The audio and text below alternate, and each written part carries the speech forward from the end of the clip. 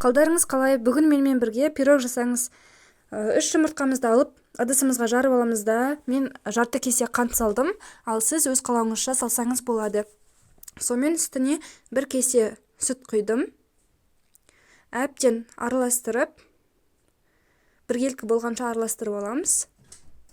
Содан кейін үстіне ұн қосамыз. Ұнды мен 200 грамдай қостым. Кішкене елеп отырып, бәрін бірақ салмаймыз. Шетінен елеп отырып, араластырып, сөйтіп саламыз барлық ұнымызды. Біркелкі масса болғанша араластырамыз. Міне менде осындай масса шықты, қоюлығы осындай.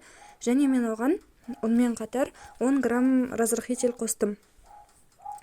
Осылай масса дайын болғаннан кейін пирогымызды 10 минутқа қойып қоямыз. Осы ыдыста 10 минутқа қойып қоясыз. Қайта келіп қарасаңыз, кішкене көтеріп тұрады.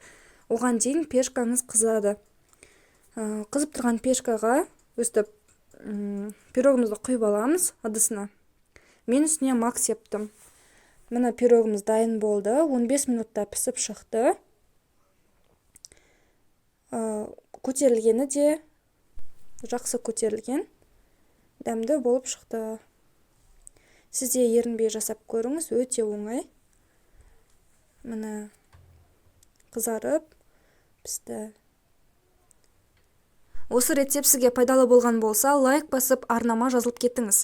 Қазақша каналдың дамуына өз үлесіңізді қосып кеттіңіз. Назарыңызға рахмет.